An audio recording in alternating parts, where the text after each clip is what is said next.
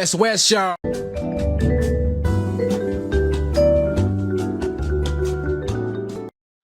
All right, welcome to episode 105 of the... Is that 105? 105 of the EOTC Empty Out the Clip podcast. Straight out of the heart of West Auckland. My name's Cans. I'm here with the brothers in the house. Lady Smith, what's up, brother? What's up, Boost? What's up? What's up, man? How you doing? And the new man of the hour. Hey. You had that title last week, but we'll give it to Filipo. What's up, brother? Oh, hey. Look, I get it. I'm, at the bottom of your contacts list and then some, after everybody else has said no, I get it. Bottom of the contact lists. Actually, at the top Thanks of for the having list, me on. don't worry about it. You're at the top of the list, man. Oh. Thanks. Appreciate it, man. Awesome to be back. Good to have you back, bro. All right, Bob. All right, let's do some shout-outs. Give me another hour. Actually, yeah. So my shout out goes out to the actually to you two, Leti, Cam, and Suli. I had a good listen to your to your take on Sione's wedding over the last couple of days. It took me 3 days to listen to it, but man, bro, I tell you, honestly, by the end of that podcast, I was listening to the Sione's wedding soundtrack. Bangers on bangers on bangers. It's like, oh my gosh. Tell you what, yeah. And it just, I felt like, it inspired me to go back, oh, yo, let's go watch it again. It made me reminisce. Listening to those types of podcasts makes me sit there thinking I'm actually with you guys, carrying on the conversation, which looks kind of weird from the outside looking in, one person talking to, people that aren't talking back. But shout out to you guys just for that podcast. This is, such a great podcast. So brings out that nostalgia because that was my first movie that I'd watched when I came back from Tokelau. So, yeah. Oh, man. Thanks, guys. Well, thanks, man. Yeah. Because you know how we structured all our because we have all these categories, right? Yeah. It's supposed to filter out everything about the movie, like all different angles. That's what we're trying to do. Yeah, so yeah. It's good. It's good exercise to help, talk about every part of the film. Nice. Nah, that was awesome. Really, really appreciated that. So yeah, shout out to you guys and just the mahi that you're doing in that area because definitely needed. Leti. Sure, cuz. Oh, man, I got a long list, eh? So shout out to the Nef Dallon who returned back to Melbourne early this morning. We had tea over at the in-laws last night, so it's good to know that he's home nice and safe. And a huge congratulations to the PMA award winners from Thursday night. One of the notable ones for us was Olivia Foai. She's come full circle. That was on the back of her parents or her family, pretty much the band Devaka, taking the world by storm. And then another acknowledgement to Wayne La'ai. So Wayne did a few shifts with me in New Zealand, modeling back some time ago. He came up as a kid from Poiroa, pursuing that music dream. So it was just beautiful to see him finally win something and get acknowledged for the hard work he's been put in over the years. Another one's to the bro, Lorenzo Kaisara. So Lorenzo's wrapped up with PMNU, and I do believe also you're destined for bigger and better things. And just a quick thank you for serving our people in the communities out south. Another one's to my sister Nets and her kids. They came around the other day. So my nephew's got his ball coming up. The man came and got laced up. So shout out to Adrian and Kelly. Hope you have a great time at the ball this weekend. And to my daughter Kyle and the Tupu Maola unit at HIS, the greatest intermediate in this world. I love hearing her just sing hymns, It's it's such a beautiful thing just to hear her speak, Samoan, and then hearing her just sing it on a Sunday, because if they're not going to church and no one's cooking anything, it's nice to just hear the kids sing Samoan songs. So shout out to her. Into the De La South 15. So as a KUB, I just wanted to say congratulations on the draw against top of the tables St. Kitts on the weekend yesterday.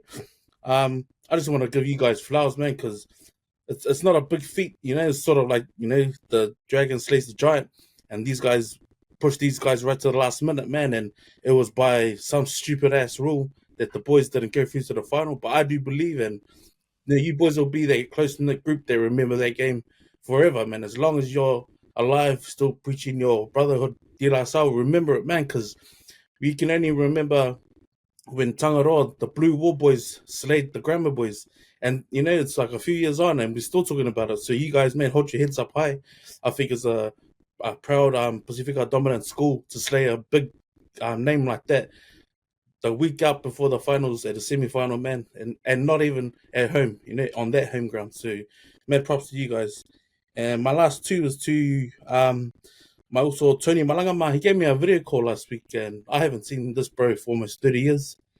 We played under 14s together. It was funny on the back of sharing that article about the guys and his big 6-year-old kid.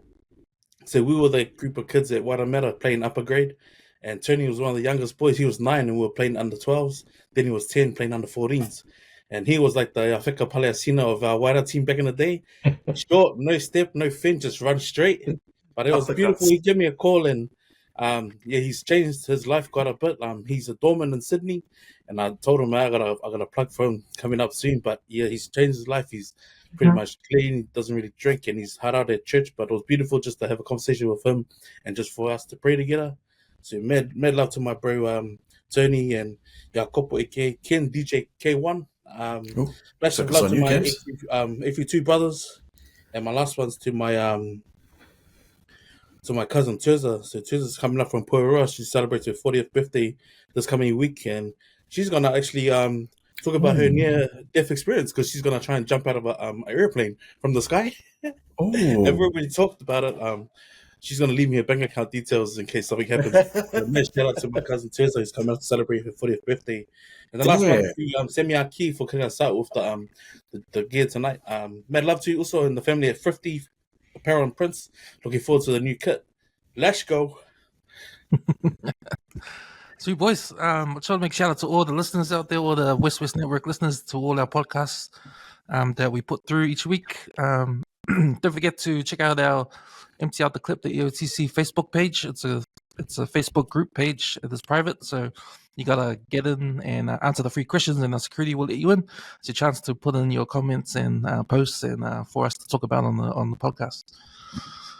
Sweet boys, that's us for another episode. Let's start with what's going on in overseas. So if we go to Hawaii and the island of Maui, we all know about the tragic deaths on the bushfires that's been going on for the whole week. The death toll, I'm just looking at the thing here. Death toll right now is at 89 since yesterday. A total of 2,200 buildings have been damaged or destroyed as of for Friday, while 2,100 acres have been burnt. At the moment, there's 6 fires burning in the whole island. Oh, in 2 islands, so in Maui and then the big island. Yeah, man, it's pretty bad. If you've seen all the photos and videos on social media, sorry, man, looks like the apocalypse there. So I thought that, honestly, like, if I can go first, like, when I first saw those photos, I honestly thought I was watching something out of a movie. Like, that level of destruction where it's not just, usually, like, personally, I've only ever seen, like, a building, maybe a couple of buildings, but this is an entire city. Like, as far as you could see in that photo, it was just ashes. Yeah. That's ridiculous. Terrible. Yeah, man. It blew my mind. Just like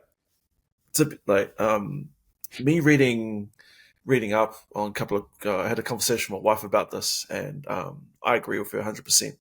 She sent me a couple of links to have a look at. There's this one link from the Slow Factory. It's an Instagram account out of Maui. It said Kanaka Maoli folks have been telling tourists not to come to Hawaii for years. They've warned that the water used by hotels and mega wealthy deprives locals and ecosystems. So it's almost as if it was just that it's that whole piece of like overpopulation. Too many people, not enough resources to support the island. At some end, my guess is that take it from that lens. You look at that, you think the overpopulation. This is the tipping point. Is when you have this kind of thing come through. It just shows just how vulnerable a place like that is. It's ridiculous, though. Sorry, man. It's heartbreaking to see that kind of stuff. Yeah. Well, firstly, man, my condolences and put some prayers out to all those families who have lost their loved ones during that horrific fire, man. Like it was quite daunting just to even hear it on the way to work on the radio. Like I think that was Thursday morning, and the death toll was probably at 9, then probably midday. Friday 35, and it was still climbing. Saturday was at 55, so if we're at 85 plus now, it's you got to feel for all those kids because I know that they sent Biden sent in some aid to try and get all the tourists to go into Oahu. But I mean, you're a local, right? So you want to be like, what about us? You're going to be feeling like some certain way, like. And I've been watching just a few random videos on Facebook and just buzzing out like how a lot of the locals believe that, man, that how could this fire be burning in a circle around the city of ours, and where's the help? It's quite sad. Like I think that got me watching some of our earlier episodes this year about the floods, and just seeing like how slow the city was to react. But in one of those cases, there when your house is on fire, the next house is on fire, and all you can see is smoke. Man, Shoreline Street, bro, they do these sort of videos like mouse out. And when it's happening around the world, you got to be thinking to yourself, goodness, like what do you do, man? You lose hope in those sort of moments, because, man, yeah, just seeing the day after, it just looked like a ghost town. Everything was just covered with ash, and it wasn't even like a volcanic eruption or anything. It was just all burnt out. Like well, that's what I you thought it see that, was. it's just lifeless. It's just there's nothing. It's like nothing there.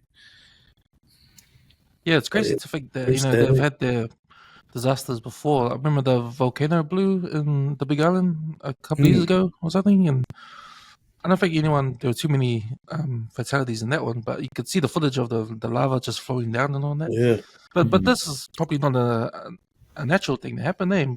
Maybe someone It almost feels like being stupid with like some matches and it turned out like this. But when I think about fires, because there was also fires down in LA. I mean in California. Remember the Californian fires? Even the ones in Australia, like in New South Wales.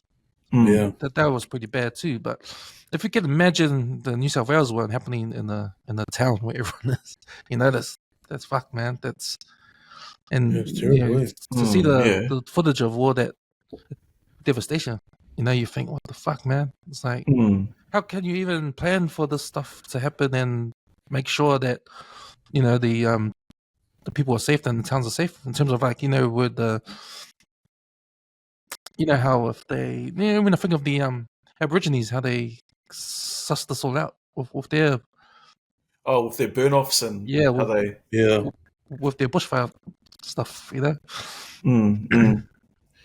Yeah. I saw one video where was obviously a lady who survived. She survived, and she probably had like one toddler with her, and she was talking about how where they thought they were safe to run one direction, but the fire was sort of both directions, and they had nowhere to go. So they ended up jumping into the water, man.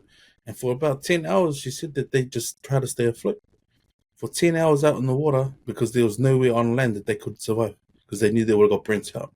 She said that the flames coming so fast that they could see the petrol station, and they were thinking to themselves, man, if it gets to that station, it's just going to blow. So you'd imagine there were 6 petrol stations in some parts of the city, like in Lahaina, they were talking about maybe 2 in a small radius of each other, and they just both blew up at the same time, man, like as that fire was coming up from both ends. Goodness, man. It's like waking up from a bad dream, eh? Looks like it's not going to stop either because they're expecting some more fatalities to come because the winds are strong over there. Yeah, it's still blowing. So, man, I can't imagine that. Like, just imagine everything just burning around you. And like, anywhere to go was probably in the sea. Yeah, it's crazy. That's definitely probably like only safe movie space to material, be. man. Yeah. But yeah, hope everything's get better. Oh, we hope that being a territory of the United States, you hope that Biden would actually step in and send the National Guard out to actually help. It's like they should have already touched down 2 days ago. Yeah. And I hope they learn from what happened in the cyclone down in New Orleans. Yeah. Remember? It was Katrina. Yeah, Hurricane Katrina. Oh, what happened at the Superdome and stuff and all of that. like the way they handled that was messed up. You know. Yeah. Yeah. Oh, it's a completely different administration back then, eh? Who was that? It's That Trump, was I think. that was It's Trump. was that Trump or was that Bush? Can't remember. Is it the same person that Might be Bush. Yeah. that's the person that Kanye was talking about? That George Bush hate black people. Oh, sweet boys. You know what? We just skipped the part. We're supposed to talk about what we did during the week, so we'll start with you, Filipo. How was your week been, bro? Yeah, no, it's been interesting to say the most. It's my first full week back at work. Was away the previous week. Sort of went for had a little holiday with my family. So, Yeah, I saw your it's post. You went overseas, eh? Yeah. Went to the Gold Coast. My mother-in-law turned 60 over there. So we all also my in-laws decided they all wanted to go over and have a little holiday together. So me being me, I took all my cameras with me just to sort of kill the time. I'm in the perfect place to be taking photography. So that was me. It was me. So, I was looking at your photos, man. I was like, oh, the traveling guy. Man, no. It's the first time in a couple of years, eh? First time in a couple of years, actually, I've been able to sort of leave the country. And traveling with an infant too has its challenges. But man, little man was amazing on the trip. He slept for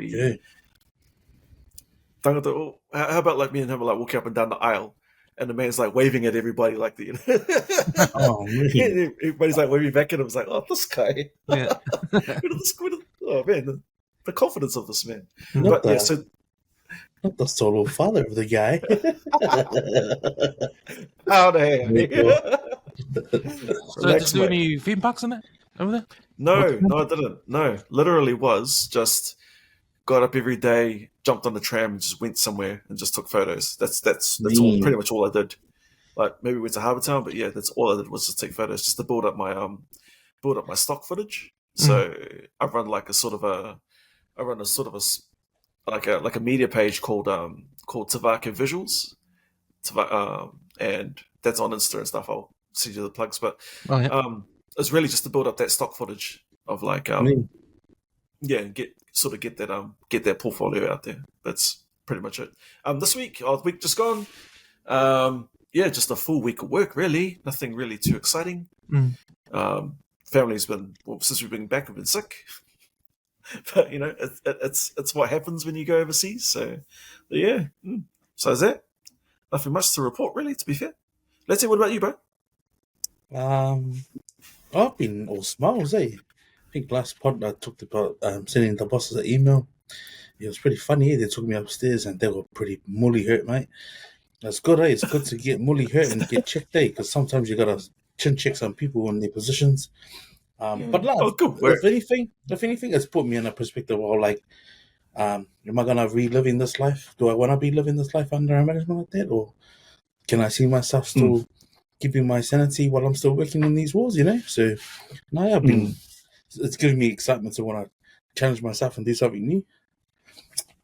Maybe it's on the back of Lorenzo walking out of him and you and striving to serve the local board. I don't know whether I've caught my feels from that or. Yeah, but no, I feel like it's refreshing. It's refreshed my mind a bit. Doing a lot of reading, and just taking from inspiration. Like, if I could probably share now, my old man's car's been sitting out on the driveway for some time now. Years before he passed, he said he told me and my wife to take it because he knew like as a last resort, my mum would go, "Hey, don't sell the car. You can't maintain it." Because it was always a thing, like it's always got to have a rigid, it's always got to have a WAF. Yeah. And the lawyer came knocking. So my mum's family's estate is in a trust, and Perpetual Guardian came after me.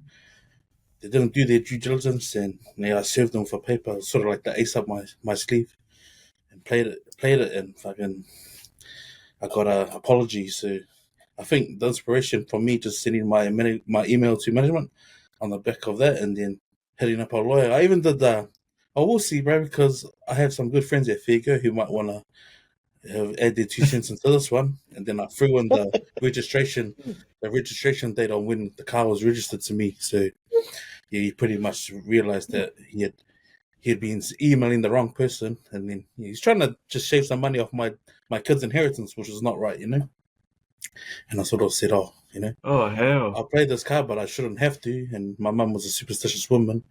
If you want to play this game, they won't turn out good. And I ended up serving him the ace, and he was like, "Off on do it," and that was it, bro. So yeah, I own a 2001 Latest. Holden Carley sitting on the driveway. So looking forward to try and get that up and running. But yeah, bro, so week's been good, Oh, man. It's good to nice. see you guys too. But you, Cams, how's your week been also? It's been right. It's been slow. It's been rather slow, especially at work, because man, half the office is sick. Oh So- man, is it the training? So we had 3 cases of COVID, Oh. and I remember COVID because these days it's not being talked about much, and there's no more lockdowns and all that kind of stuff. But it's still out there. When people get diagnosed with it, it's sort of like the normal flu kind of thing. So you just stay home because you don't want anyone else to. I was just gonna say, does it hit the same when like they announce, oh yeah, there were 3 cases of COVID in the office? Does it still hit you with that? It's kind of like no, they have to go stay home for a week, sort of thing. But it's like, we know it's not bad. I think the feeling is someone's got COVID. All they have to do is stay home. They're not going to be dead or anything. It's just going to be a normal flu, kind of thing, But everyone in the office like, you have to stay away because we don't want to catch it too. But there was one guy who said he has it, but he just feels fine. He's walking around like, but the test shows he's positive. Oh, true So that. it's like, so it's that kind of stuff. So it's like, okay.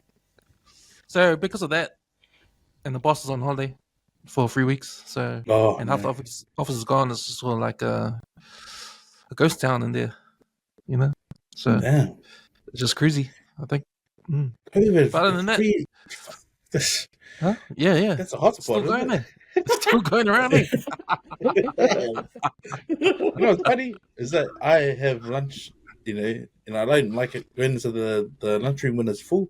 But there's one koinga, and I sort of respect him, but he always talks about the same shit. But when he coughs, like when he's eating, in my head I'm like trying not to be rude and like just grab my stuff and move away. But every time there's a young guy, if it's a young dude and he's like coughing, I'm like, tell him, man, fuck, cover your face or go home. You just never know, Yes. Because I hate, bro. I'm always like that because I'm like, do you mind? Fuck, man. Yeah, when someone's cough like near my whole and I'm like, gosh, man, I don't want to get sick. It's already raining outside. I don't want to have the flu and it's raining outside. Shit. Oh man. Hey, do you remember when we had lockdowns? Just real quick, sorry, when we had lockdowns here in Auckland, but the rest of the country was free? Do you remember that? Yeah. I ended up having to go to Wellington quickly for a funeral. And, like, quick story. So, everybody knew that I was from Auckland, and I just got so much stick. But like sitting inside the church during the funeral, during the maliu, I couldn't hold it back. Tried to, but I sneezed, and then just seeing all the all the faces around me. It's just all the matas are like, all of a sudden, Guys, if I was sitting in the congregation, I would be what a fucking god.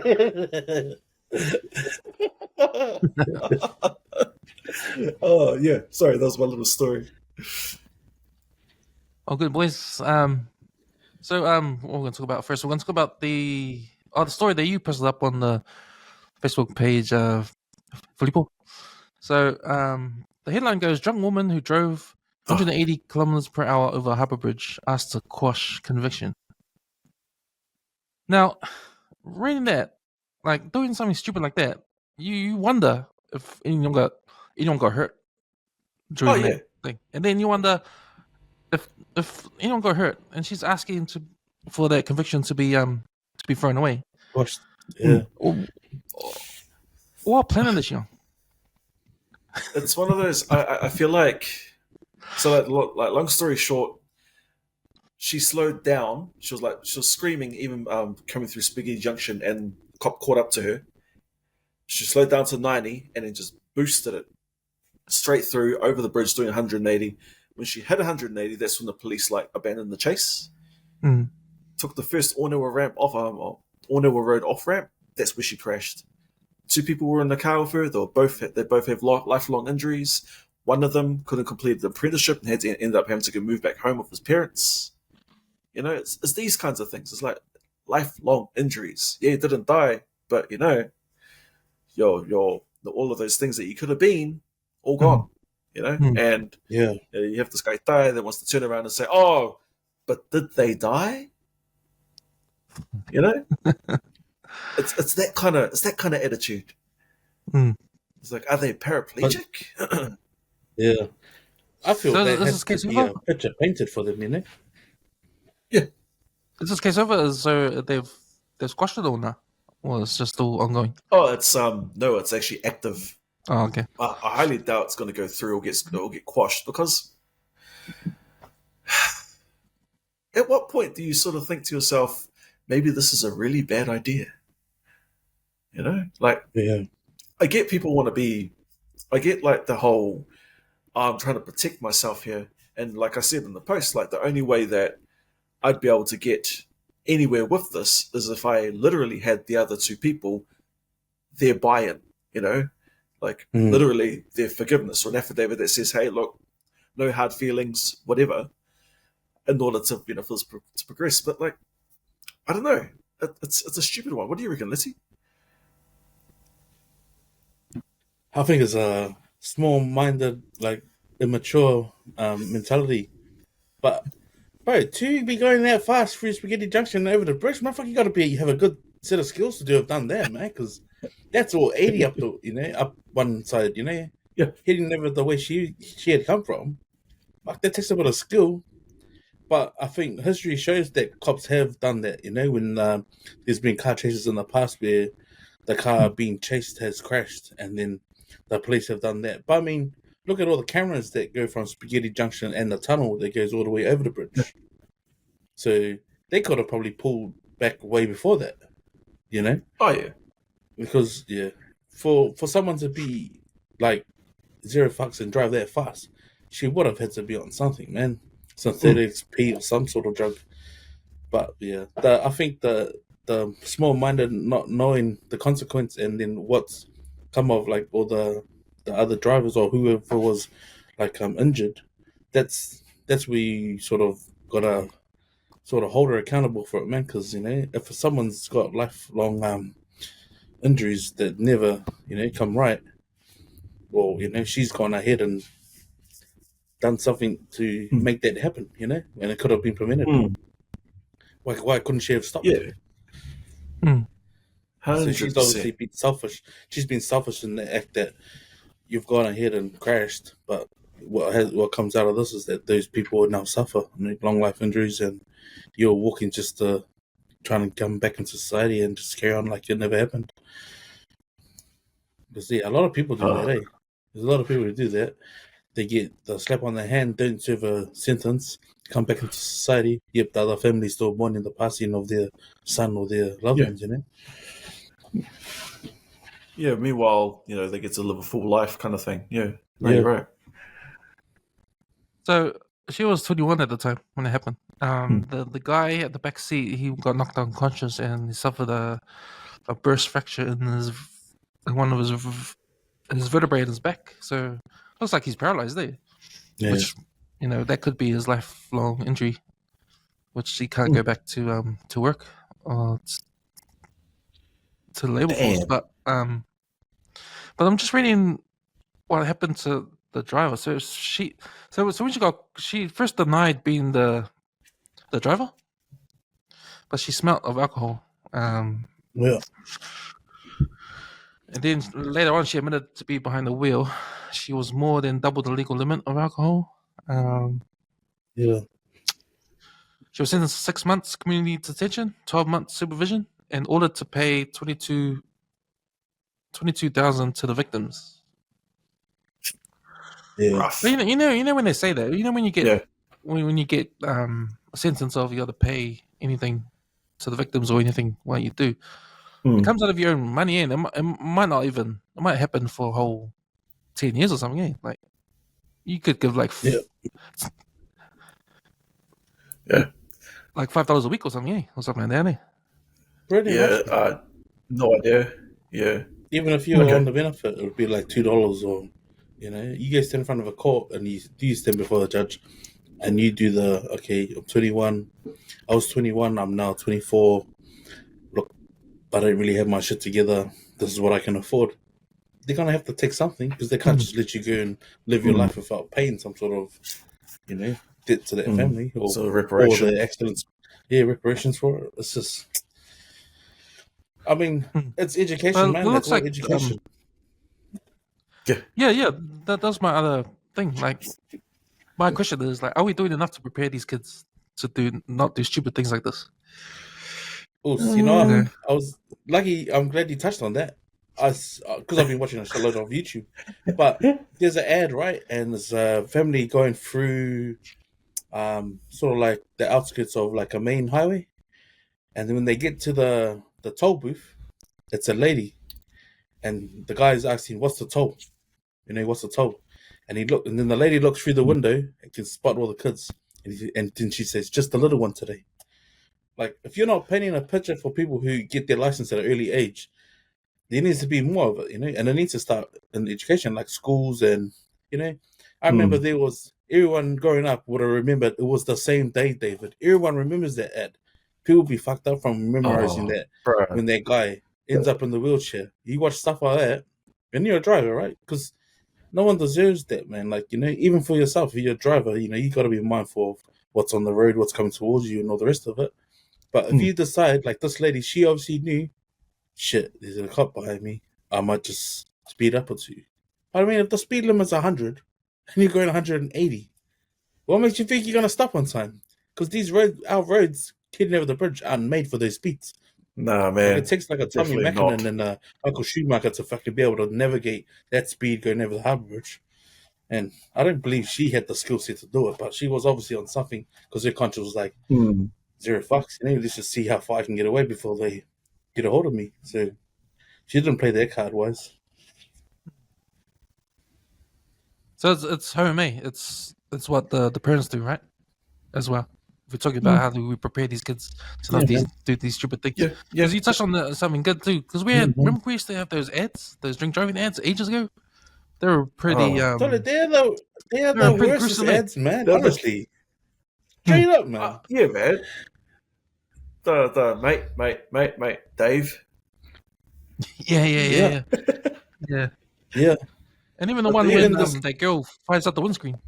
Oh yes, Yeah. yes. Yeah. Yeah. Is that the two girls? One was showing like the shoes to the other one. That's right. Yeah, they need to start bringing those ads back. Even the one like you're a bloody legend. To me, that's not cutting it, man. If there's still this shit happening, like I remember closing out empty out the clip last year when I was talking about one of those boys, custom boy. He came from St. Peter's, Billy. He passed away and decided to jump in a car. He probably didn't know the guy was drinking, and yet this guy took 3 lives. He took 3 lives and he survived. Like that sort of shit, It's like the kids, man. Then there needs to start from home and at school, man. Like, second you get a license and second you want to start drinking, man, do not mix the two together, because then you play God by trying to drive and make your home, But I mean, we've all done it. We're all guilty of it. But as you get older, you realize, like, man, that's what's the toll? One of those kids or one of those, one of those other kids next to you. Yeah, man, that's probably the scariest ad I've ever seen. Just a little one today. Like, holy cow! Like, fuck, Yeah. And like, it takes a different approach to it. That's a different approach to it, because you're not showing any blood. Totally. You're not showing the accident, but is that enough? I probably get why they had that ad, because it's like that there's no blood, there's no showing the accident and stuff like that. So it's kind of like not offensive, won't be offensive on the TV screen, but at the same time, sometimes is the message going to get across to kids? Yeah. No. Yeah, no, I agree with you, Leti. It starts at home. It starts at home in the example that you have, because you're always going to, that's what you're going to refer back to. 100%. Anyone who can tolerate just listening to your wife and kids bitch and moan about having to pick you up from the pub, do it. It's better than freaking being the guy who's standing in a corp and then behind bars looking through the bars or one of those glass prospect windows saying, I'm sorry, I'm not there, So it's clearly one of those things, man. Just beat the fear like Sinente and Jedi teach. Or just phone a friend, you know? Phone a friend.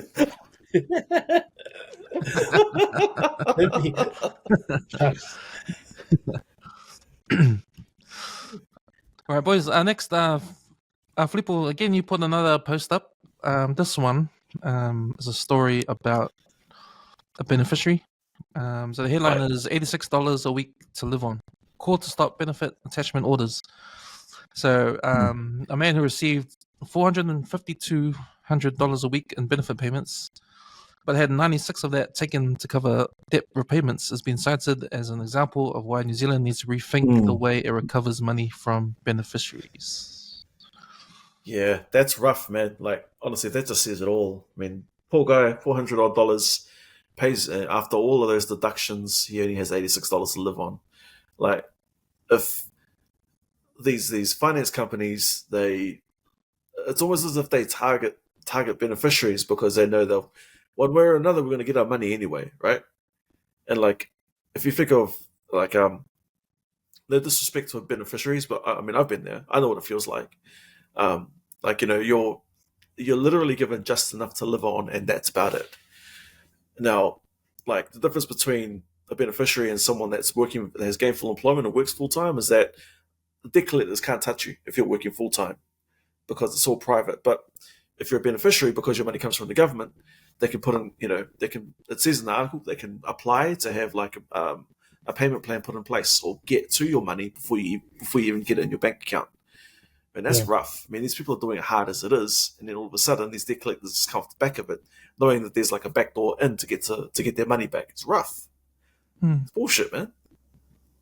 Excuse my language, but how new was this? That passing of that law. Though, is it a law or was it something that was passed through? Because it sounds like it's relatively new for them to be able to apply for an injunction. The debt collectors, because I do know like a clue. A few years back, I know Fair Girl were raising this point about people, Polynesians specifically, going to debt collectors and borrowing money that they didn't have the means of being able to pay back comfortably.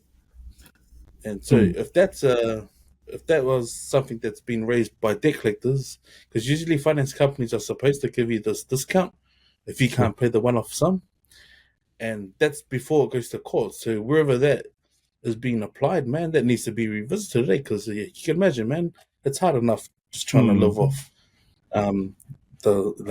just a unemployment benefit, but with it being taxed before it's even in your account, is like, bro, that's ugly. Yeah. So that was heartbreaking. Like me reading that story, that's heartbreaking. Yeah. I don't. Yeah. So the calling for wins. We need wins we need to stop wins from being used as a proxy debt collector, which is pretty much what they're doing there. Yeah. Like, I get on the other side, there is the argument that, they shouldn't just get themselves in debt anyway. I get that. But there's also that piece where, maybe they were in a different financial position when they first took on that finance. And now they're in a space where, fall on hard times, you lose your job, you're made redundant, whatever. But you still got all this mountain of debt you're trying to clear off, but now you're depending on the government, on whatever the government handout is. It's rough. Yeah, you don't want that incentive for the finance companies to have, especially those private ones. You don't want them to have that kind of incentive. We can prey on the poor because we know we can get our money back through through this tax thing, right? So it doesn't help because we're all striving to stop not wanting to use these private finance companies. I mean, it's like making a deal with the devil, when you have to go down that route, because sometimes they just take advantage of you. They don't care if you're not going to make enough money to pay back, and you don't have enough to live for the week. They don't care about all that shit. All they do, all they want is their money back.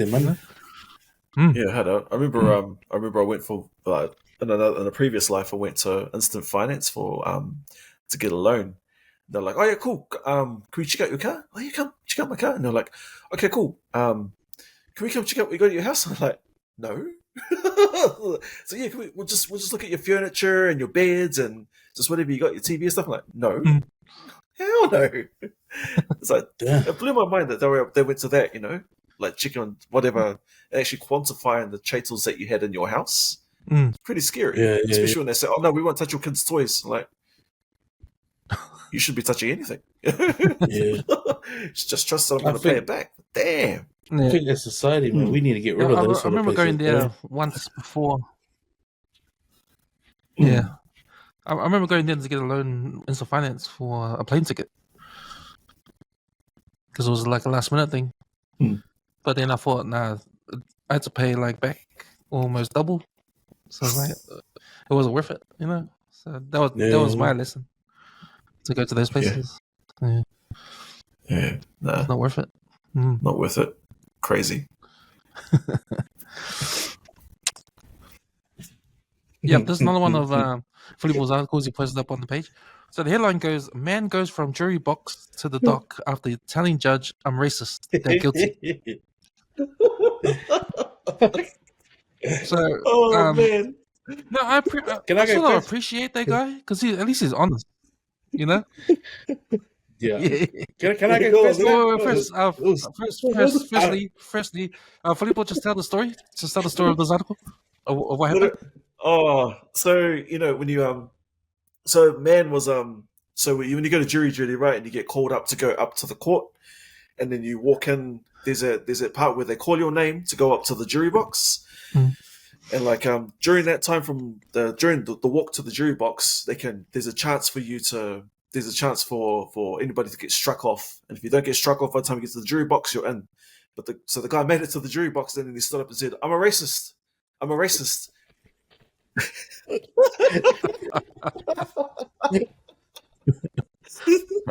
So normally what happens in these situations is that if you get called up, if your name gets called up, you're able to sort of, hey, can I, Your Honor, can I approach? And then you go give them your excuse. Because by the time you sit on that seat, you're in the, you're in the jury. There's no coming back from that. Yeah. There's no coming back from that. So I'm a racist. Like, oh, surely. Why? Go on, Leti. I know you're like just chomping at the bit to get to it. Go on. Right.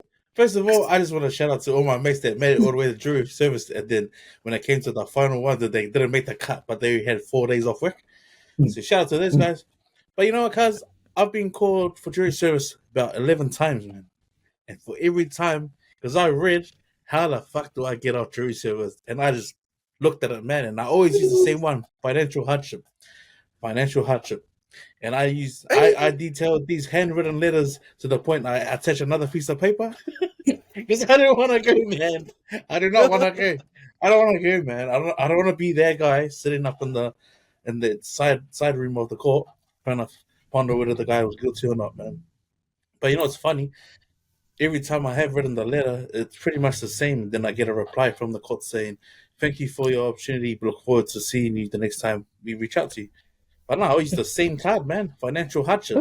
I'm the only one, and for the most part, 16 years, I was the only breadwinner of my house. So it was like, man, just having a day off, bro, that's like, my kids won't eat this week, my car won't have gas. You're only going to pay me how much money was back then was like $30. $30 ain't going to feed my kids, man. $30 ain't going to feed my kids. And every time, man, without fail, I always got it. And was like, yes. I'm done. Is that the reason why? Well, I was always the only one working. $30 a day.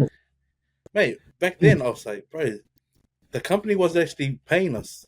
So I thought, okay, if I worked at two places, the company didn't actually pay us for the jury service.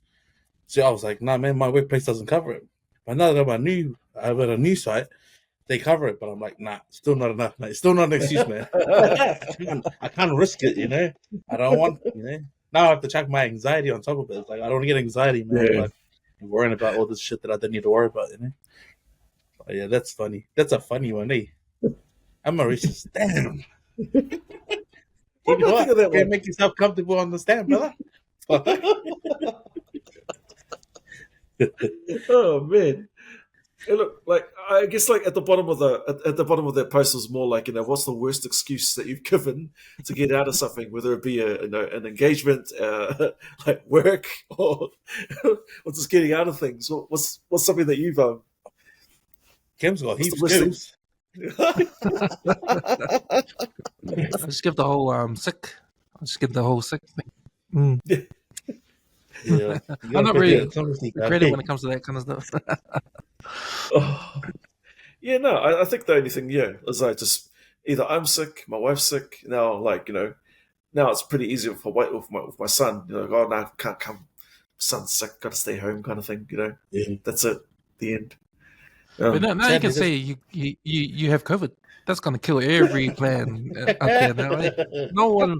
You say the C word, man. Careful with That's that the one, C right? word. You say the C word. You say the C word.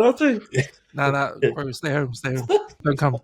But No. if you use the COVID like that, that's gonna be the. So don't invite that guy, so you won't be invited for the next 3 or 4 gatherings, eh? Straight up. That's the Like a super guarantee. spreader. The guarantee. The way they're not. Well, he's got Excuse. that long COVID, so he'll have it for like 4 months. Well, I appreciate the guy's honesty, man. I appreciate this guy's honesty. With everything that's going on in society, people are hiding behind the keyboard warriors, being in these alt-right sort of websites and hiding, don't say anything when they're in the open. This guy in the open just was honest, and that's what we want. We want to know who's the asshole. Yeah. Like, don't you want to know who's the asshole or not out there? Yeah. Right. Agree. I appreciate that guy coming out and his honesty, being like that. Yeah. So. I think it's just like, what have I got to lose kind of thing. Didn't really think it through, Yeah, I'm a racist. Oh, yeah, okay. Hit the cells, mate. Hit the showers. You enjoy that. Oh, right. Or possibly the reason why he might have been racist is because if he was working for that place that sent $197 emails, wouldn't she be pissed off for $30 either? We got to share that one, cuz the rate players fight council consultants $197 change for forwarding. Oh my god! Forwarding, yeah. For forwarding. That's what I was saying. So, is that even legit? So yeah, it is, because all you're doing, like the consultant, like in this day and age, like the consultant is the middleman, right? You literally are just a project manager. All you're doing is just making sure the plates are spinning. Every single one of these plates is a part of the project, and if that means that consultancy fee of $197 plus GST to forward an email from one party to another, sky's the limit, man. So I'm saying, we're in the wrong business, guys. We should be forwarding emails for a living. I think we need that WesWes Network meeting so we can set up one of our organizations. That wing of it, the forwarding. Man, would be good at it, Oh man, yeah, would be I'm good the at best. We got so many talented voices on the network. It's like, damn. And if we get stuck, we can always just ring one of our cousins that just made it to the bar or something. Cuz, can you just look over this? Just cuz, just this once. Yeah. But you know what? A lot of these stories always come out, the amount of money that's spent on consultants and council stuff and all that kind of stuff and contracts, and the pot is huge, man. The pot is huge, and we don't even know how big it is, but we just hear these stories, and these stories are all around about what the hell, how much money they spent on that, how much is that budget? Crazy. It's crazy, and I think there's too much money there that people are just throwing it around like nothing. You know what I mean? Like without, it's like a bottomless pit of money in there. Yeah. We could just give you this much to give you that much, because there was a story that came out in Wellington. Remember the mayor of Wellington? She got in trouble for not paying the Do you know who I am, lady? Yeah, she didn't pay the restaurant bill. Yeah. Hey. Oh, what? Yep. And but she was having dinner with a consultant, and I don't know what that consultant's deal was, but she was getting paid. It came out on the news. She was getting paid. I think it was something like it worked out to be 400,000. Her salary was 400,000 for the next to Christmas. Oh no! And all she was doing, she was consulting on something that might not even happen in the city. Oh my god, that's ridiculous. But that's where the money is. All those consultancies, all those like legal aids, all those freaking advocates that just pretty much the people in power, Like fuck, it's Yeah. we need to So start same, man. having It's a we need to start manifesting it, boys. So hey, if I'm already getting sick of my job, you know, yeah. Well, I mean, like that's all it that's is. I mean, a crazy consultant money. is somebody who has lived an experience, has like an innate knowledge of something that's of value to somebody else. That's all it Yeah, is. And let's see, like yeah. yourself, like the amount of times I've heard you on EOTC just talk about things at length and in depth, like Mm, around like plastics and molds and all sorts of manufacturing. The amount of manufacturing jargon I've heard you use in these podcasts, like mm, honestly, it'd be primed to be a consultant of some sort. Seriously, and that's where the difference is that with a consultant, you're a business and you dictate how much people want to spend on your expertise. You know, yeah, yeah. you can when you can start dictating those terms, that's where the money is. So Mm. someone Yeah, who's yeah. getting paid between now and July, now and what December, 400K just because of their expertise.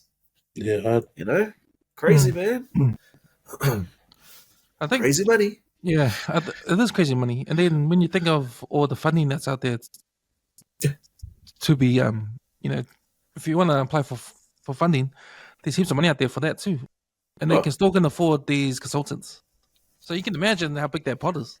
oh I yeah, mean, you can't even totally. imagine how big that pot is. I guess you know what I mean. Like, if they can still afford funding and still pay these consultants and these CEOs or whatever who are working for the council and everything, like man. Because I remember, because where I work, right? I work in town, but I work in sort of like the back streets, right? So it's not a trafficable area, you know. But man, they did these roadworks down where my office is at the back there, and in those back streets. But they did everything. They did the roads. They did the footpath. They widened the footpath, and they made new curbs everywhere. And it's all brand new. And I was thinking, man, what the fuck would you want to do that down the street that no one walks down? You know, there's mm, no shops down here. You know, it's like I was thinking, how much money did this cost to make? And yeah, and what for? Yeah, Like yeah, there was nothing wrong with the street before. The footpath was still there. Like you want to make this brand new, and no one even walks down there.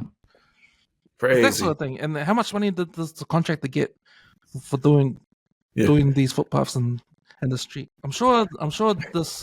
There was more yeah, footpaths need to be fixed down in other areas yeah, in the city. You yeah. know, The that city. need more yeah. attention. That more people walk on. You know. Hmm.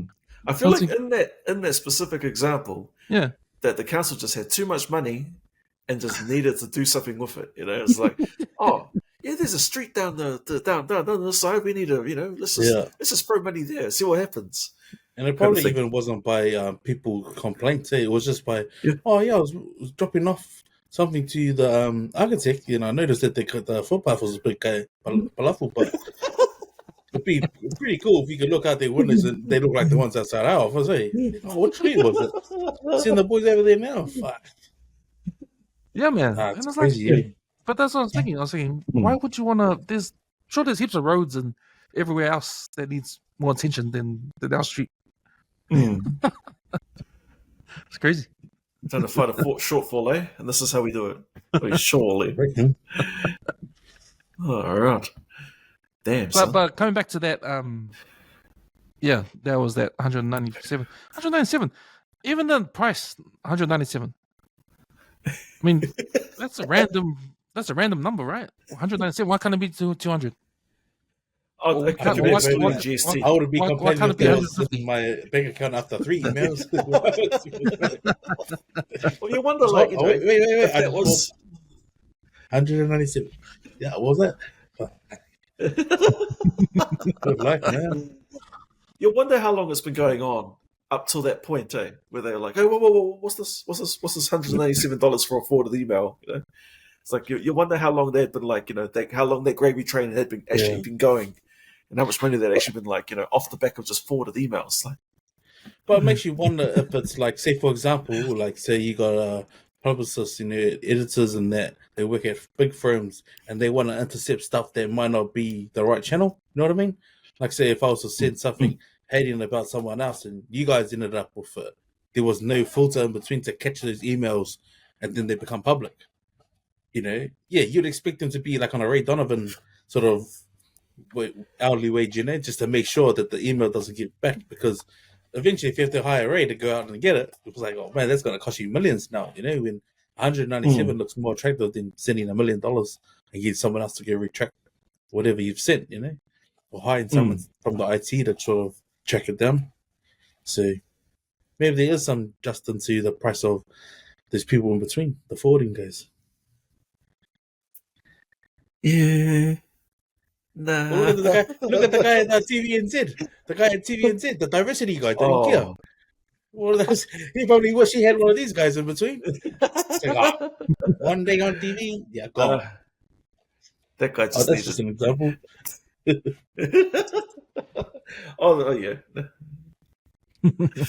I don't know, man. I don't know. That's a hard one. Okay, boys, cool. We're gonna go to Fia Poko of the week now. There was that one you posted up, lady, about a father carrying his daughter off the court or something. I don't know. Is that one? Or... Yeah. Oh, there's two there, right? There's that guy's. Man, I think everyone knows the blue court, right? Everyone's seen the dude. Okay, here it is. Here it is. Here it is. Here it is. I'm gonna play it. Hold on. Wait. This is the dad carrying his daughter. Is that the one? The dad carrying his daughter. Yeah. So where is it? Yeah. Was she she's a teenager, eh? Like 16, 15, 16? Oh.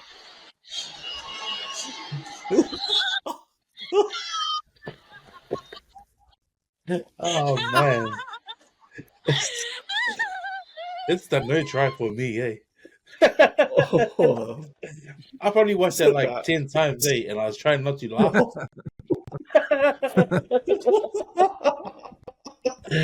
Oh, God, come on, man. He has to be Samoan. I can just you see the size of those cars? You see the size of those cars? It has to be Samoan, man. But you know what? If you get the never skip leg day, is all I can say for that guy. Poor dude. My thoughts are, I wonder if he was trying to if he tripped over because he was trying to hold in his laugh. Like he was concentrating too much. This one's really you gotta be like me, trying not to breathe on her, or just do this. He breathe through your nose like this. Oh, you can imagine that. Like, don't want to be impolite and breathe like Darth Vader, so you should do that. And then forgot how to walk. Hey, it's a hard skill, man. It's a hard skill. Because I can just picture me and my daughter doing that, me carrying my daughter off the court and just trying not to laugh at her. Yeah, just tripping over. But I tell you, man, that week that went up, man, there was some bloody good ones, eh? There was that one, and even the dude on the construction site, the dude filming his home and away audition tape. Yeah, I'll play that one. Yeah. So he was What's wrong? What's wrong?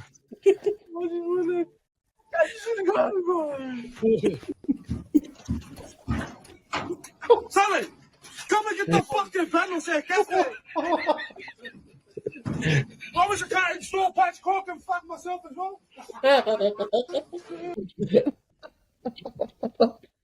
Hey, I said it, man. You gotta be thick-skinned to work on a construction site, man, when guys talk to you like that. Imagine if you were on the phone to your mum and the boss walks around the corner. That's no hold bar right there, man. Yeah. Those two, bro, definitely. I don't know if this Fia Poko of the week, bro, but damn. Damn, son. Yeah, no. Put in place, man. Oh, I agree. Oh, man. I think the winner is the guy acting. on the construction site. He's the one. Right. But everyone's met Is it- someone like that, I man. can imagine. I can imagine this day and age with the TikTok era and that, people Yeah. like doing TikToks, being on their phone. Man, if you're on your phone, you're supposed to be, concentrating on your work. Man, now you're gonna get caught out. I know, bro. That I think I saw that on Instagram like a month ago, bro. And even today, it's still crack up, B. Like that is, oh my, oh nah, that's crack up. So, boys, shall we go to you? Have you got a We've come this far. Yeah, bro. Oh Yep. man, sweet. How far we've come. So How far we've come? Sorry. how far we've come. So that's been the second week of how far we've come, and I just wanted to touch on what I said earlier in my shout outs to Olivia Fuai. So I've shared this with my kids. So 1996, a band formed, and this band was called Te Waka, and that was headed by Opetaya. And he was born in Samoa. He is of Tuvalu and Tokelau descent. And this guy pulled a group of young, talented musicians, or musically talented voices from the Greyland PIC. And he decided to put and obviously pluck some dancers out of the youth group as well, and decided to put a band together. So my maths is pretty kaya, but going back from 1996, when I was Form 1, I walked into the hall and I heard the sound of Papa E. It was like one of Te Waka's debut songs that they dropped ever. And just recently, just watching the PMA Awards and noticing that, man, I was explaining to my daughters, when I was 11, that song had dropped. That was Te Waka's first song. Now, Olivia Hawaii coming 360 with her music journey on the back of her dad's and the Moana stuff. For the first time in so many years, I think we can now justify like the work that Uncle Opetaya did, and that's on the back of everything he's done musically. His music's renowned around the world now. You notice that drum, it's not a Cook Island drum, it's the Tokelau drum, and it's the pate. And that sound uniquely to me is the sound of Tokelau. You need to take some of these people who do renditions of songs. So this is why I give props to Wayno. So Wayno did a song of our Tahu song, and these are one of the songs that Uncle Kelly wrote. So when you hear music from people who are leading the way in terms of like influences on social media platforms, and then I think about my Uncle Kelly sitting in my living room in Ranui, it's amazing to see how far we've come, because he was like, along with Uncle Lloyd, Phil's old man, we're one of the first to get educated in New Zealand. And I take those sort of like, blueprints of when they came with just the aspirations of trying to do better for Tokelau. So along with all the pioneers that came before us, and to give us the life that we have, like I always say, we stand on giants, we stand on shoulders of giants. And Olivia was living proof of like, no matter how far we've come, we belong in this world, because they want us, like Porrick says, they want to learn how we live and how we are as a people, because this is what's gotten us this far. And I love that musically, everyone who knows Tokelau music will know. And my cousin Edwin's real big on it. You can always distinguish a Tokelau man dancing next to a Cook Island and a Samoan just in the way he lures. And I think that's an Atahu thing, and I believe it in my heart 100%. Look how far we've come, man, because seeing the cars perform at Apia Park when they did the year 2000 concert with Te Waka, and then watching it back live again, it's still mint, eh? And I think, just celebrating Olivia's winning the PMA the other night was huge. I think it's a testament to her family and then everyone else that done it before them. I just wanted to share something that was posted probably less than 24 hours ago, and it was a law student who had just graduated from Utah University, and it's a post that my cousin Lehi was taking. So it's from her parents. So Dr. Tangi Mamau Melani Puka. So her parents from the island of Tokelau, they had their daughter celebrate her accolades, and she finished with a PhD in law art. She was admitted to the bar and holds a master of development studies. So you figure about the small atoll in the middle of the Pacific, and we got children who are second generation away from that island in the University of Utah admitted to the bar. That says a lot about how far people have come. So it's pretty cool being on this episode with the cuz Phil. And even just you, Cams, your pioneers. To me, you're always going to be the guy who birthed podcasting out west. So I like to look back maybe in 2 years' time and see like, bro, look how far we've come. So yeah, shout outs to the cuz for graduating, and it's a win for all us all because it goes to show like, you know, we belong in this society, we belong in this world, and like nothing's off, you know, nothing's off limit, man. So yeah, that's a little segment of look how far we've come. So celebrate your small ones, man. Yeah, 100%. Nice. Yeah, Sure. shout out to Olivia for why, man. That was she's sort of taken. I guess she's what you call like the next evolution of Tokelau music. So Yeah. you have the Vaka, which came through. They were quite contemporary. They were quite contemporary at the time. They introduced what was what they call the log drum, but there that Leti was talking about, and now you have the next iteration of it, which is now Olivia, who brings in that that poppy sound, who brings in that pop sound, but then adds elements of Tokelau language to it. So like a lot of her songs that come through, she has like she includes Tokelau language in it, and sort of almost as if she tries to stretch or like tries to like, you know, break barriers over, you know, how we use our language. You know, I mean, it's cool. I like it. You know, definitely different, but at the same time, acknowledging that she's, you know, all the accolades that come off the back of that work. So yeah, definitely, shout outs to Olivia for on that win. I don't. Like, I just want to share one more example.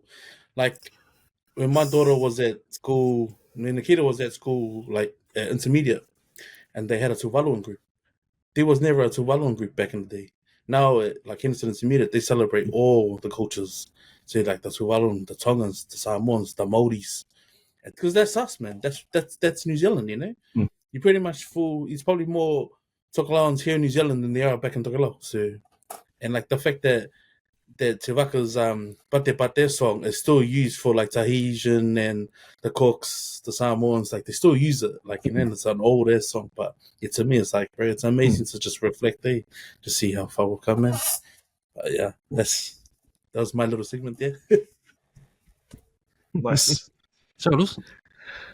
Okay, I got a food review. You guys have a food review? So I've got one. Yeah, go on. I've got one. A place called Mr. Katsu in Henderson. Do you know? You guys been there? Know where that is? Is that So main It road? must be new, So though. it's It the must main be road. new, You know, Red Rat. it's across the road from Red Rat. Yeah. Oh yeah, I've seen that place. Yeah. So the reason why I bring it up because it's cheap as, man.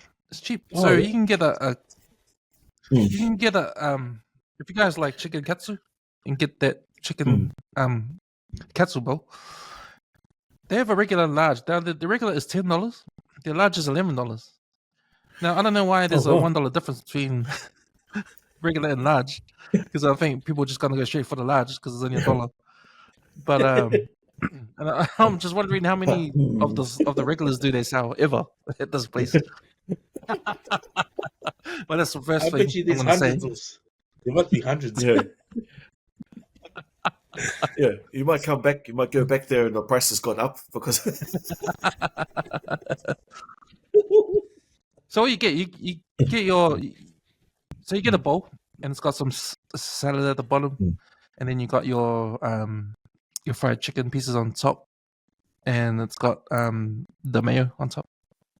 So you know, just like your average katsu bowl, right? Out of 10, I'll give it 5 out of 10. And because there's nothing special about the about the bowl. It's like you taste the mayo. It's mayo. The fried chicken is just fried chicken pieces, and the salad is just it's just a salad. You can pretty much make it at home. Okay, If you know what I mean. but it's So, the convenience, right? It's the it's convenience. the convenience, yeah. It's Yeah, convenience, and $11 you can't go wrong. So, Yeah. yeah, it's one of those places where if you want a snack or want something to eat and you want to save some money, you can go down there. Okay. I took a photo of some more prices. So they sell 20-piece mini spring rolls for $10 for 20 pieces. Oh, Now, I don't know how big they are, but 20 pieces for $10.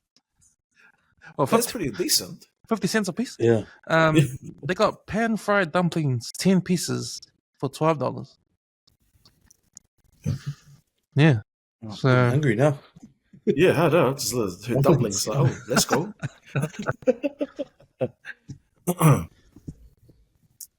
So yeah, Okay. Mr. Katsu in Henderson. You want to go check that out? Yeah, okay.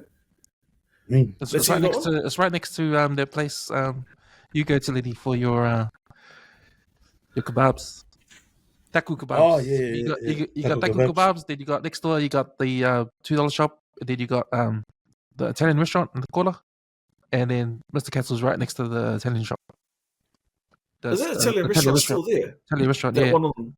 Oh, Yeah. true there. Oh yeah. You got one, cuz? Nah, I haven't got a food review. What about you? Do you have one? Yeah, sort of. There's a place. So Kelston Mall. There's a place. When you walk into the Kelston Mall main entrance, on the right hand side, there's that little cafe called Cezanne, Cezanne. Cezanne Cafe. They used to be in Ponsonby, but now they've moved out west. Yeah, it's not bad. So my wife and I, we stopped in there. I think it was like maybe about 2-3 weeks ago, just to stop in for a feed. What do they have? I had the pancakes. The pancakes comes with like just your average like sort of grilled bananas, bacon, maple syrup and stuff. I'm a big fan of pancakes and stuff. Normally, when you go to cafes and order pancakes from them, it's a bit of a mixed bag. Sometimes they're like smaller than sometimes they're smaller than the McDonald's hotcakes. But these were like full size. They were actually bigger than the hotcakes that you get from McDonald's, which is great. And then there were 3 of them. It was a decent amount of like of toppings and stuff. And they actually asked offer ice cream as well, which not a lot of cafes do. I found it quite fluffy. It was a standard stock. It was just really good hearty meal. I'd give it about being it that it's local, and like the portion sizes and stuff that you get off the back of that, I'd give it about a 6, maybe even a 7 out of 10. I can't remember how much I paid for it though, which is a shame. But yeah, plug in Cezanne because that's sort of because we've just moved down the road. We're sort of off Great North Road. It's sort of our new local kind of thing. Yeah, Nice. Yeah. I'll definitely check that out. Yeah. I was gonna say, did you leave your name so I could go? Oh, I got a reference from Filipo. Jokes. You walked into my bakery maybe like a month ago. My baker boys, and the guy was like saying, "Are you the one making shout out for for me? Why again? Thinking cream cheese, brother?" And he goes, "Oh, thank you, man." Thinking I was going to get a discount, and then next minute. Oh, yeah. Nah, he's all good. Oh, not the discount and the thank yous. Oh, sorry. Can I just plug one more place? One more place. It's actually my local into today. If you don't mind. And what is it? It's if you know where Ceramco Park is, it's on the corner of if you know where Codalin's Road is, it's in Titirangi. So you got Codalin's, and then you have the road that the Glenorrah Bears are on. Yeah. Oh, that club rooms. Yeah. Yep. Oh, not Glengarry, but that Captain Scott. No, the one that goes right across. Yeah, it goes right. Yeah, correct. Yeah. Not Captain Scott, the other side. It runs parallel to Captain Scott. Okay. Yeah. Yeah. Lift up Carolyn's. Yeah. Yeah, it goes left up Carolyn's. Yeah. So there's that block of shops there. There's a bakery. There's a bakery. There's like a post shop, and then there's like a frame shop. There's another set of shops. There's like an accountant, there's a cafe, there's dairy, and then there's a cafe. The cafe is called Kati Street, Kati Street. Like the burgers there, they do burgers on a Friday and Saturday night. They're on the pricey side, so they start at about $20 up to sort of 25. Honestly, like you got to go there. If anything, for the barbecue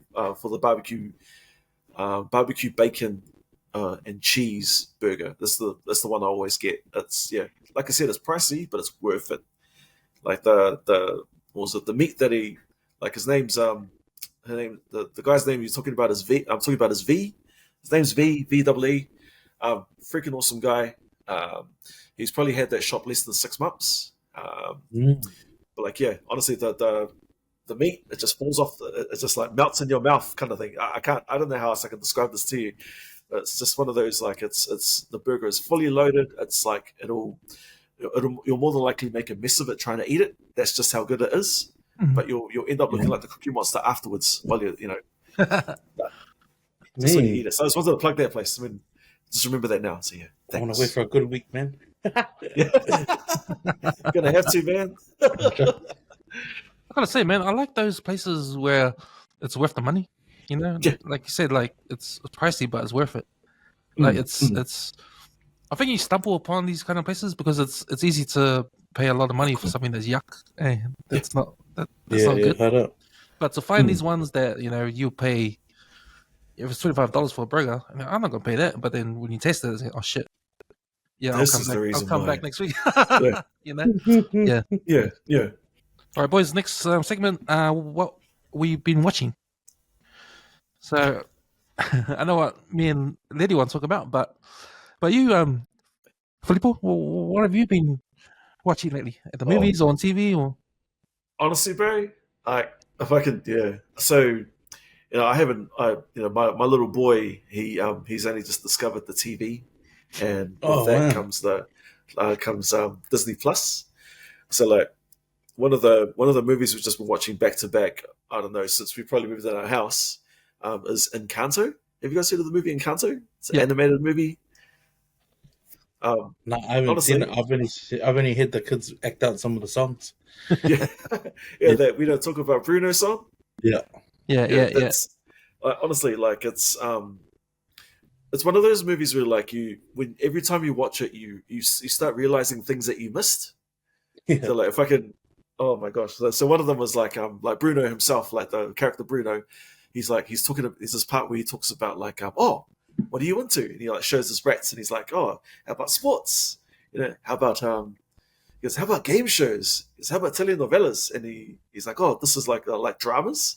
He's like, oh, and the person who's telling goes, oh, I'm not sure I understand. He goes, yeah, well, and he goes into this real deep explanation. He goes, well, the lady here is this man's auntie, but she has amnesia, so she can't remember that she's this auntie. It's some sort of forbidden love, and like, holy cow, are you talking about? Damn, son, who talks about that kind of thing in a kids' movie? Yeah, I know. Those kinds of explanations. So the synopsis of the story is: there's a family that's based in Colombia. There's a family that have all magical abilities, and one day, there's like this impending doom. One girl out of that family does not have any gifts, but apparently she's the person who's supposed to save the family. It's a great story, great cast. The same guy that did Moana is the same guy that did that wrote the music, that scored this the music for this movie. So it's Lin-Manuel Miranda. So yeah, it's super vibrant. It's one of those things like I mean, if you watch it as many times as I have, you can probably you can probably quote a lot of things out of it, because I know we do every day with my son just to entertain him. So yeah, out of 10, I'll give it a solid 8, because it's just that catchy. Like it's everything you want, like kind of thing, and it's quite the phenomenon about the Bruno song. So, because if you want something to watch, that's a cartoon or whatever, I highly suggest Encanto. That's me, because the kids have been trying to get me to watch it for ages, but I'm like, leave me. I don't want to be one of them, Yeah. What about you guys? What have you guys been watching? I've been watching my usual cooking with Rona, the Samoa family, in California, and you're just watching up the rest of my DIY films that I like to watch. Actually, I watched a Bruce Lee movie the other day or yesterday. It's called Ride Oh. On. Right, so the film's all in Chinese.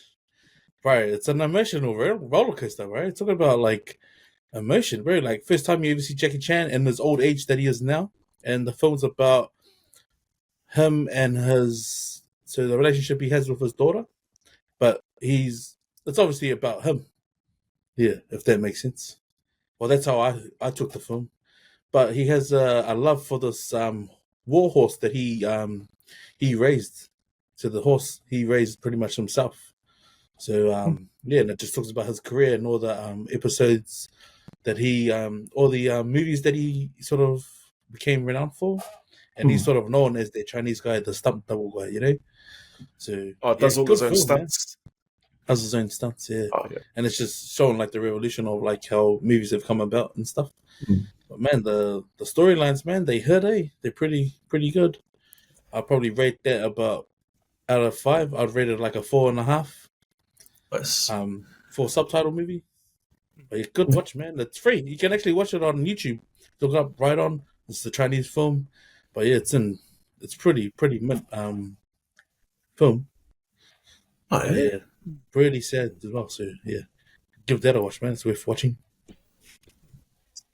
What Nice. yours? So I've been listening to this podcast about Hollywood and the relationship it had with the Vietnam War. So it goes through the history of the Vietnam War in terms of what came out in Hollywood.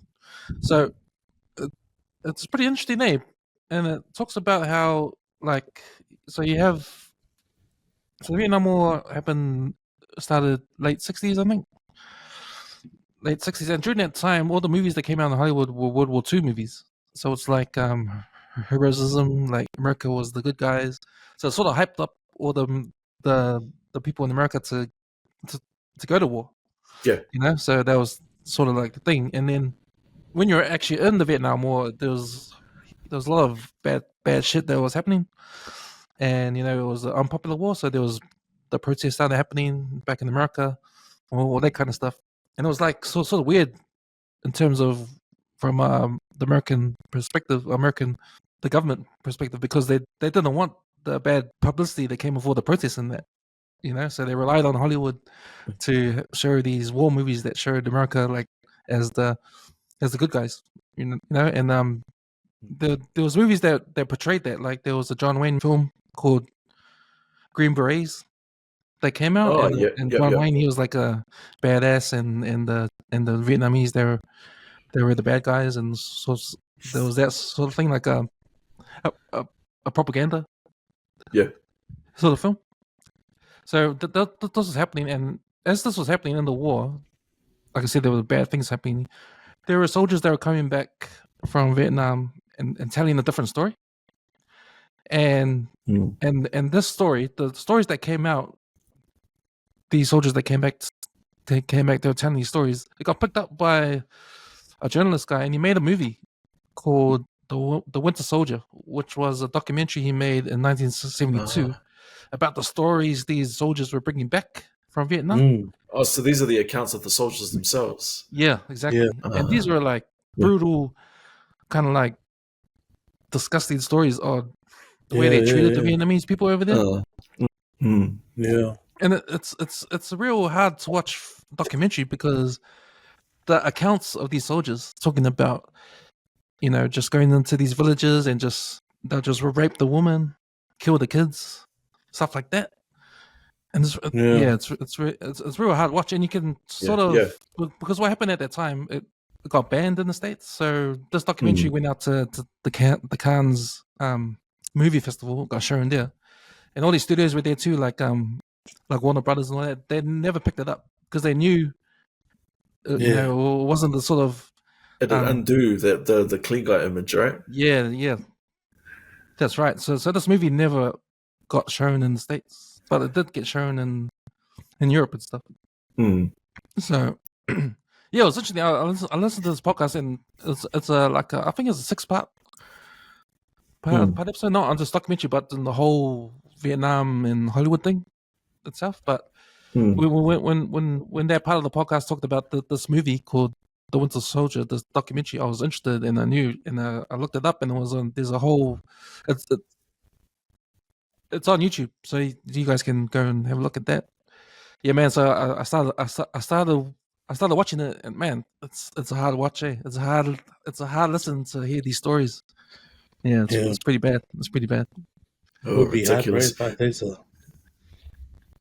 Yeah, It was hard just watching the opening episode, the opening scene of American Sniper, man. You know, and that's in Baghdad, eh? Shit. Just on that propaganda piece, do you think that this is just like pull the conspiracy theories out? When you say like the likes of like the Green Berets and the whole clean good guy image that they were trying that Hollywood will push to portray of the US military overseas, especially in Vietnam, do you think that they try to smooth that over with the likes of Rambo? If you think of Rambo, and you think of Lambo, he's the man of the people in Vietnam or in Cambodia. yeah. I think that's them trying to clean that up. I think they try to smooth Rambo out with part 2 because the first Blood was the actual book, and there was only one story, and I think at the end, if you read the book, First Blood, he dies at the end. John Rambo dies at the end in the book, but because they wanted to make part 2, Hollywood wanted to make part 2. They cut out that part where he dies at the end. Yeah, so I think they just made Rambo into what we know what we know Rambo is now. Because man who gets sent into world conflicts to that sort of thing. But the original story was just all about Vietnam vet just coming home and just being treated like shit in his own country. Yeah, because that was what happened for real with these Vietnam vets that came home, because they were perceived as losing the war.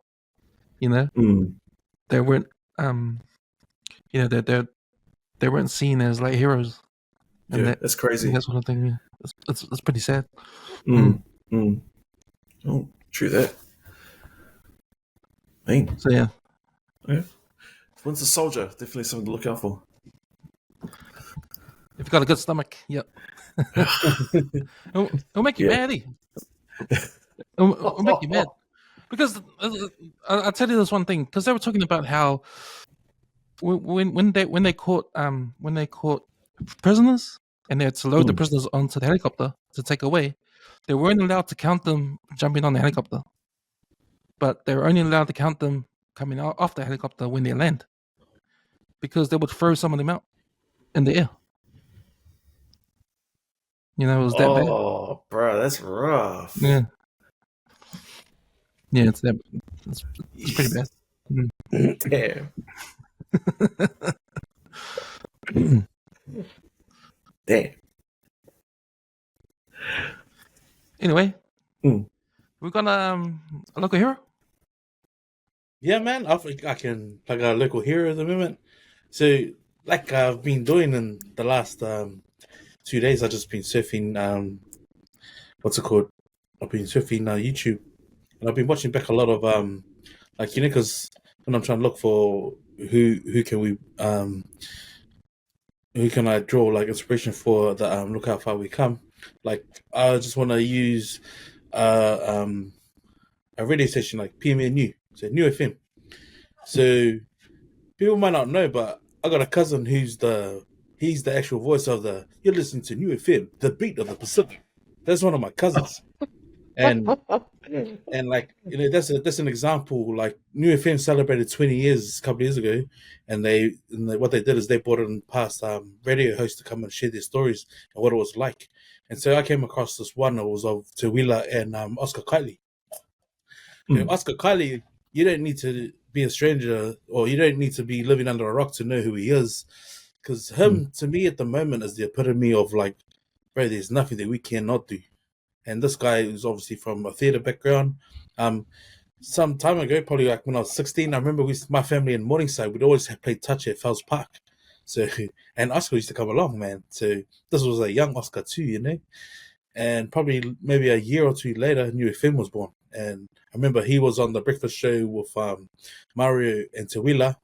And for them to be like trailblazers back in that time, they were sort of mainstream coming onto the scene. And at the time, My FM was pretty much the only iwi radio station. When New FM got their plug by some sort of government push to put more voice on the ears and perspective, Oscar took that with both hands and decided, you know what, let's do this. So he put that team together. And like looking at what he's done, like even him being part of Shauna's wedding and him actually breaking out and doing little segments where he's recorded like, our history and stuff. What I love about what Oscar does at the moment is that he's always trying to drill Pacific stories from Pacifica people. We always hear about people doing that. Okay, we'll do it. We'll record it for you. But then they put a Balagi spin on it. I love how Oscar's just out there and says, no. Because, when it comes to Pacific stories, let our people tell them because they'll be unedited. They won't be remixed, but they'll be ours and they'll be ours forever, And that's the only way our culture sort of survived over the years. I love that he's even gone as far as getting his ink done. I love that he shares inspiration with a lot of people. And what I loved about his episode he did with Tawila on the 20-year anniversary of New FM, because he has Regan, who's another Tokelauan kid, and some Vice. And they shared a story about how a young kid from Rutherford got a job and he came to come and make coffees at New FM. And that guy was my neighbor, so it was Nixon. So Nixon was the guy that rang and said, I'm looking for a job, man. And next minute, he's sitting next to Mario doing the buttons, and everyone knows Nixon's history. So for a guy like that, and those crowd, the trailblaze at that point in time in this build, I want to give them all flowers, man, because they were the voices that we heard, apart from Stacey Daniels. Like Tawila became the voice you heard on Vodafone ads. Everyone knows Mario's voice, even before Siona's wedding. Like that was sort of like when Nixon got his break. But man, if I could see Oscar Kitely in person right now, I would say thanks for trailblazing and believing in your own ability just to be out there, man. Because I look at the window and the space now that he's created for everyone. Man, there's nothing that we can't do, and that's Pacifica as a whole, So, man, the WesWes Network local heroes, man, has to be the breakfast team from New FM from 2002. So yeah, man, thanks for setting the bar and letting us know that, right, there's nothing we can't do. Because when Siona's wedding rolled out, that was the same crew, So they went from the radio station and theater into movies. So thanks for all your work, man. That's trailblazing at its best. Yeah. Shout out. Okay, boys, come to final bit of the episode. Last words. And take it away. Take us up, Mr. Navigator. Okay.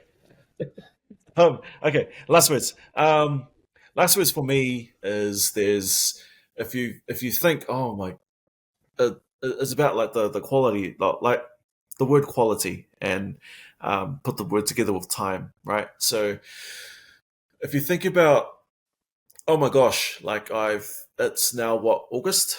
What are we, halfway through August? There's less than 4 months left in this year. Some people are sort of turning around and thinking, oh my gosh, what have I done in the last 8 months? I know I have. And I'm pretty sure everyone else has sort of questioned at some point or another, where did this time go? Just know that, like, yes, there are 8 months that have gone, but there are still less than 4 months left in this year to actually make an impact and do something. If you want to start walking, start walking. If you want to pick up a new hobby, just pick up a new hobby.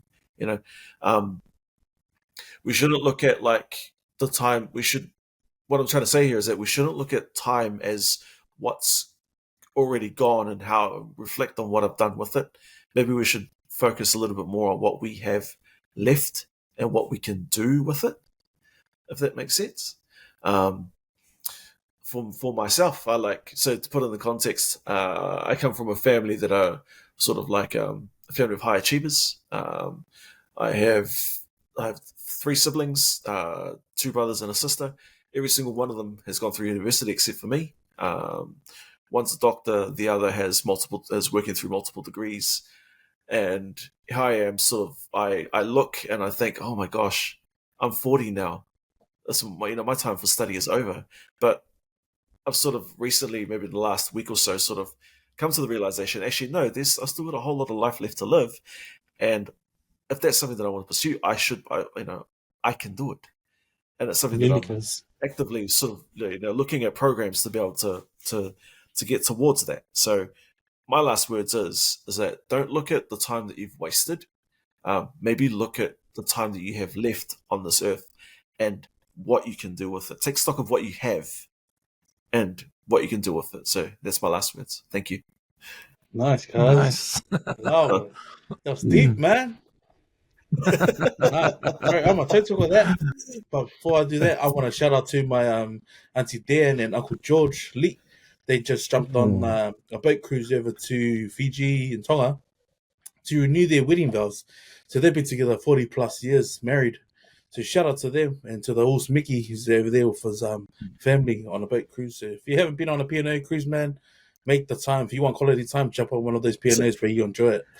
But my closing words is on the back of Wayne La'ai winning the I think it was best Pacific music. Might have been feature song. It might have been the song. But it was beautiful to see him win an award and speak in his native tongue, And he took his polo off and he just started speaking Samoan. And he was just acknowledging his family, acknowledging those who have done the work before him and those, and him coming into that space. But he said something that resonated with me, and I believe it 100, man. And, a lot of people can sort of misinterpret why people do things. I mean, one of those is like, if you call me and I don't answer, I'll call you back. If I call you and you don't answer, I'll think nothing of it. But it'll just be, hey, I missed your call. Some people read in too much. They read too much into a missed call. Oh, he's not answering. What, I'll change this guy. But Wayne said something in his closing words, and I believe I want to share that tonight. It was my last words. And that's, don't do stuff for love. Don't do things for love. Do it out of love, Like, you don't need to be acknowledged for stuff that you do. If you come from a good place, man, do it. You should never expect anything in return. Just being able to help another is a blessing in itself. So I'll leave those with you, man. You know what it is. Oh, that's awesome. No, that's cool. That's cool. Yeah. Wait, no, he's the remix. I believe that guy is like our current generation's remix king. The amount of time. Man. The man, what I love about what he's done is like if you look over his forte of what he's done, he's touched pretty much every Pacific song. Tell me another guy is doing it. So this trailblazer, and also made props to Poetic and Mallet Downs, man, cleaning up with the awards as well. Who was the other person? 665 Victor J. Sefo, man, they got Song of the Year. And to Savage, he got the most streamed song with his song with Redna and that. So yeah, if you haven't seen it, it's on YouTube. Get along, watch it. It's worth it. So the music awards, the Pacific Music Awards, it's not on TVA. They're not shown on TVA. It's I only think on they do a quick rundown. watch on YouTube. They'll just do. I think, bro. Typically, they just do the cutout of all the awards. Like it'll be like Sunpix sponsors that, and then they'll just cut out like say if it was like Auckland City Council, they'll just put that on the screen. But you can watch the whole thing on YouTube. Oh yeah, true that. I was just gonna say they don't even show the New Zealand Music Awards. Yeah, bro. How are they? It's pretty like far. No appreciation.